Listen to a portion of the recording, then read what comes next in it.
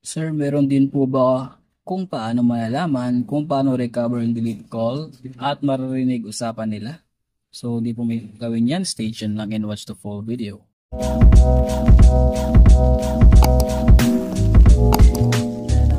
Welcome back again sa ating channel. So for today, I'm gonna teach you kung paano nga ba ma-record yung mga messenger calls, okay? And kung paano nga ba ma-recover yung mga calls sa messenger, like, pwede mo siya pakinggan later if na-record na. Okay, so dito maririnig po is yung boses po ng kausap niya. And di ko lang po sure iparinig ang boses ng mismong nag-call. Pero ang maganda dito is narinig po yung mismong boses ng kausap niya. So assuming narinig boses ng kausap niya, alam na kaagad kung anong pinag-uusapan nila. If ganun, di ba? So common sense na lang yan. Okay? So, anong application na kailangan mong download dito? So, ang application na kailangan mong download dito is, syempre, pumunta tayo sa Play Store. Pero bago pa lang kayo sa akin ng channel mga idol, subscribe mo na yan. At kapag nakapag-subscribe ka, comment mo sa baba, done. Dahil malam mo isa ka sa mga pili kong ma-download pag-giveaway natin, umabot na tayo ng 15k subscribers. So, road to 15k na tayo mga idol. Kunting-kunti na lang, 15,000 na tayo. 15k subscribers na tayo. So, ayan. So, first up, punta ka po sa Play Store. Okay. Then sa Play Store, type mo lang dito is simple lang ito. Messenger Call Recorder. Yan. So, wait mo lang. Then pagkatapos may lalabas po yan ng mga sari-saring application dyan. Pero focus ka lang po dito sa taas. Ito, Record Messenger Calls. Click ko yan and syempre, zoom natin yung logo para makita nyo yung logo. So, ito po yung logo niya kasi minsan po maraming lumalabas na mga gantong application. Pero ito po, isa sa mga legit na nasubukan ko. O ito po i-install nyo or i-download nyo. So, install natin yan. As you can see, hindi ko pa na-install. Ina-install ko muna siya, tapos i-install ko siya ulit for the sake of this video lang para naman marinig natin or para marinig nyo, makita nyo kung paano ko siya ginagawa or kung paano siya kung paano siya i-set up. Okay, so ayan, naka-install na natin. So open na natin. Sorry, ito medyo maingay dito kasi tabing palengke lang tayo eh. So ayan, open na natin yan. Okay. So mag-set up nito is medyo critical lang. Okay, so ayan. Ayan, next mo lang yan. Tapos ito, i-accept mo lang. Ayan, dito yung medyo critical. So click mo yung grant permission. Allow mo lang lahat yan. Okay? And then, enable service. Ayan. Sa part na to, medyo, ang kailangan mo lang gawin dito is, click mo muna yung accessibility button. Ayan, kapag naka-on na to, meaning goods ka na dyan, back na natin. And then, punta ka sa accessibility menu. Ayan, kung makita mo naka-off, paki-on mo yan. Allow mo lang. Got it? So, may lalabas na ganito. So, pwede mo na alisin yan. Alisin mo na siya ganyan. Pwede naman. Okay? Sa info, click mo yan. So, app permission, click mo app permission.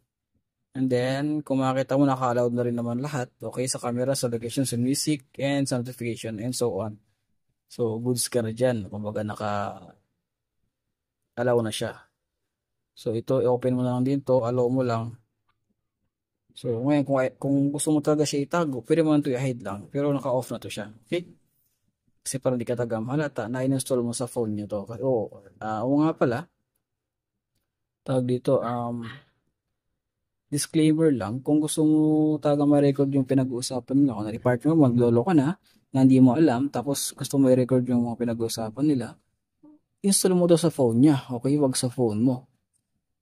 So, ang kaganda kasi dito, automatic na nakakapag-record siya ng mga messenger calls, kahit hindi mo na siya i-on. Kumbaga, kapag may tumawag, automatic recorded na agad. So, ganoon kaganda application na to.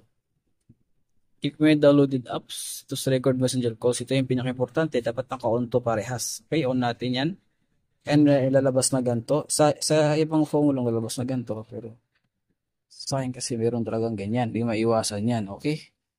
So, okay mo lang. Then, ito, click mo ulit. Got it. So, pwede mo siya i-shortcut. Pero gusto mo itago. So, alisin mo na lang yan. Okay? Para di mahalata na nagre-record ka naman pinag-usapan nila. So, yan, on mo na lang yan. So, may labas na ulit na ganito. Kailangan meron ka lang pasensya dito kasi may mga ganto-ganto. Pero sa ibang phone naman lang, wala na ganto-ganto. Sa akin lang naman siguro yung ganito. Sa mga Xiaomi lang. Okay. Okay mo lang yan. Tapos, kung gusto mo may shortcut, pwede naman. Pero wag natin asikasuhin yan kasi mahalata tayo kapag may shortcut, di ba? So, ganyan lang. So, back na natin. So, meron pa tayong gina-enable dito. So, last na to. Ito, record messenger calls. Dapat naka-on ito. Ayan, meron na naman siya ulit. So, ito kasi, ibig sabihin kasi ito, if dangerous yung, ano mo, yung application. So, depende sa gusto mo gamitin o hindi, take risk ka na lang. Pero since may problema ka, gusto mo karoon ng peace of mind, gusto mo marinig pinag-uusapan nila, so no choice, take risk ka na lang. Okay mo lang yan. So, hindi naman siya as in nakakapag ano ng phone. So, ayos lang naman to. Okay, wala naman problema to. Ayan, bako lang yan. And then, kung makita mo, ayan, set up power, skip mo na lang sa part na to. Ayan, ito na. Ito na tayo sa mismong platform ng application. Sabi dito, no calls recorded. So, wala pa kasi tumawag sa atin. So, hindi pa mapapakita if may na-record na calls. Pero, ay kagaranti yung loads na legit to. Although, wala akong mapakita na proof. Pero, why not try, di ba? So, nasubukan ko ito ilang beses na. Kasi na-install ko kaya hindi ko na napakita sa inyo yung mga calls, recorded calls ko doon. Pero, I can guarantee you that talagang makakapag-record ko ng mga calls. For example, kung makita mo dito, paano siya makakapag-record? Sabi dito, start making a call to record it. So, automatic na po siya nagre-record once na may nag-call. Okay? So, ganoon kaganda yung application na to. Hindi mo na kailangan pa i-on para lang mag-record siya. So, kapag may nag-call niya, automatic na re-record niya na kagad. Di ba ang galing? Angas. Sabi dito, use speaker phone during the call to improve audio quality. Pwede naman kahit hindi maggamit ng speaker, pero ano lang doon, medyo mahina. Pero since, for example, si partner may kay ibang katawagan, tapos wala ka naman sa tabi niya, so may possibility na i-on niya yung speaker, di ba? So, ganoon, matik na yan. Ito, sabi pa, ito yung isa sa mga downsides sa application na to. Not every phone supports call recording. If the call doesn't record, please send us feedback with your device model in Android version so we can improve. So, hindi lahat ng mga Android devices is makakapag-record siya. So, ang kagandahan nito is why not try mo lang naman, 'di ba? Try mo lang kasi mali mo naman makakapag-record din yung phone mo. So goods yun pagka ganun or phone niya. So goods na goods, 'di ba? So yun ito lang naman to sa settings na karamihan dito. Ito may show naka-enable diyan ah. Okay? So ayan, kung makita mo sa settings niya, kung ano yung pwede mo naman siya lagyan ng fingerprint lock or pin lock depende sa iyo. Okay? So it depends na lang sa diskarte mo kung paano mo siya i-install sa phone ng partner mo. Pero isa sa mga magandang diskarte is ganito. Turo ko na lang sa'yo, okay? Ayan, kunwari ito ang application, di ba? Ito. Ngayon, i-hide mo to siya sa mga maraming application or sa mga maraming nakalagay na mga apps sa isang folder lang. For example na lang sa akin, sa part ko is yung Google. Ayan, kung makita mo, hindi siya mahalata na naka-install lang sa phone niya, di ba? So, nakatago or naka-hide lang siya dyan, sa gilid lang, di ba? So, ibig sabihin, bago mo i-check yan, kapag, kunwari, i-install mo na sa phone, yung setup mo na maayos, so, balikan mo after 1 week, and tingnan mo if may mga calls na dun.